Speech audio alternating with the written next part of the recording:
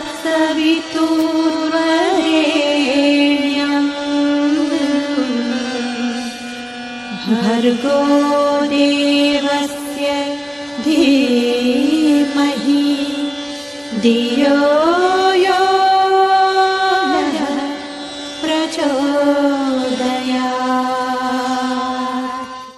और ये सब करने के बाद जो अंतिम चीज है मंत्र के विज्ञान में, वो है मंत्र का धर्म। मंत्र का धर्म क्या है? मननात् त्रायते इति धर्म, मननात् त्रायते इति मंत्र। कि मनन और त्राण ये दो चीजें मंत्र का धर्म कही गई हैं। मंत्र के माध्यम से दो चीजें निकल करके आती हैं।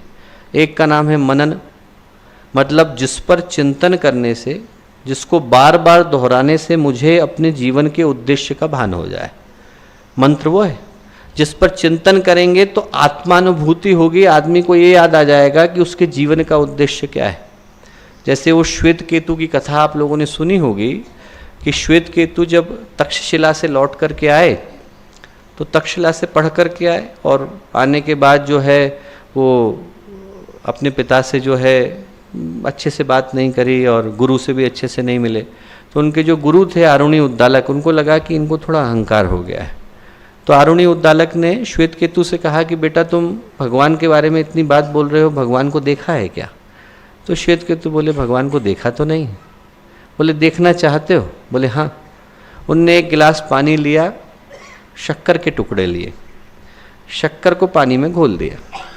बोले कि शक्कर कहाँ गई? तो श्वेत केतु बोले साहब घोली तो मेरी आंखों के सामने ही है, बस दिख नहीं रही है। बोले पता कैसे चलेगा कि इसके अंदर है? बोले चखना पड़ेगा। श्वेत केतु बोले चखना पड़ेगा, जब पानी मीठा लगेगा तो पता चलेगा कि पानी के अंदर शक्कर है। उनके गुरु बोले आरुणि उद्दालक बस बेटा भगवान भी इसी तरह से है। भगवान बाहर हवा में घुल गया है और अंदर प्राण में घुल गया है। न तो हवा दिखाई पड़ती है और न प्राण दिखाई पड़ता है, पर इन दोनों के बगैर गुजारा भी संभव नहीं। अब बोले यदि भगवान को जानना हो तो चखना पड़ता है। भगवान को जानना है तो शब्द की जगह पर अनुभव के दायरे में उतरना पड़ता है। बोले वही। और जब उनने बात बोली तो ये कहते हुए बोले तत्त्वमसि, वो जो भगवान है वो तेरे अंदर है। सोहम, वो भगवान मेरे अंदर है। और जैसे ही श्वेत केतु को ये भान हुआ तो उनके मुंह से निकला अहम ब्रह्मास्मि, मैं भी वही ब्रह्म हूँ। वो जो मंत्र है वो आत्मानुभूति का मंत्र है। जैसे हनुमान जी को याद दिलाया का चुप साधी रहा बलवाना, तो वो जो याद दिलाने का है वो मंत्र का पहला उद्देश्य है, याद दिलाना कि हम लोगों के जीवन का उद्देश्य क्या है। बार बार करने से मंत्र को ये याद आ जाए कि मनुष्य जीवन का उद्देश्य क्या है। और दूसरा जो धर्म है मंत्र का वो है त्राण। त्राण का मतलब है रक्षा करना।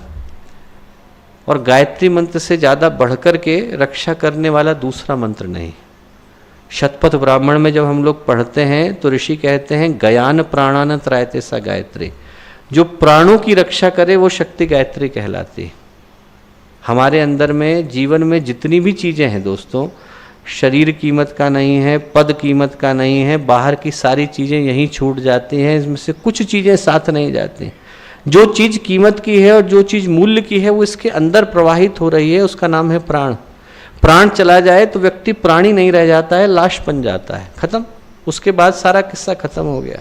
और यदि किसी व्यक्ति के अंदर प्राण है तो उसके प्राण को देख करके हम कहते हैं कि देखो कितना तेजस्वी व्यक्ति है, कितना तपस्वी है, कितना मनस्वी है, कितना विचारवान, कितना प्रतिभाशाली, कितना प्राणवान व्यक्ति है, क्योंकि उसके अंदर प्राण प्रवाहित हो रहा है। जो प्राण है वो हमारी संपत्ति का, संपदा का, सफलता का, हर चीज के पीछे का जो कारण है वो प्राण है।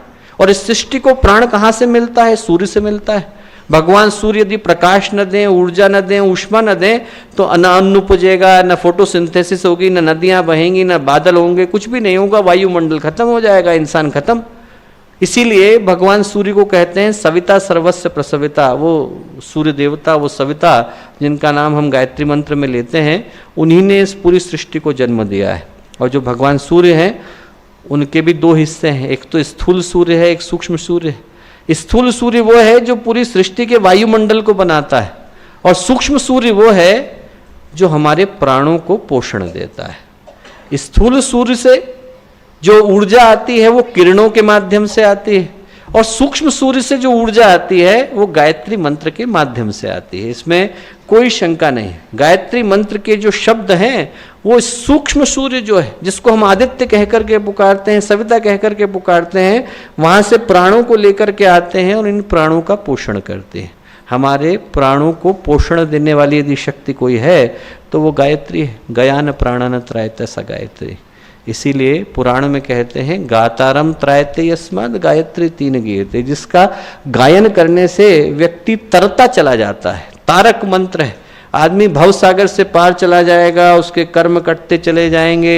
एक तरफ आप सारे वेदों को, पुराणों को, शास्त्रों को रख दो और दूसरी तरफ गायत्री मंत्र को रखो, तब भी तराजू में गायत्री मंत्र ही भारी पड़ता है। सारी की सारी चीज़ों का सार और सारी शक्तियों का जो अंश है वो गायत्री मंत्र है।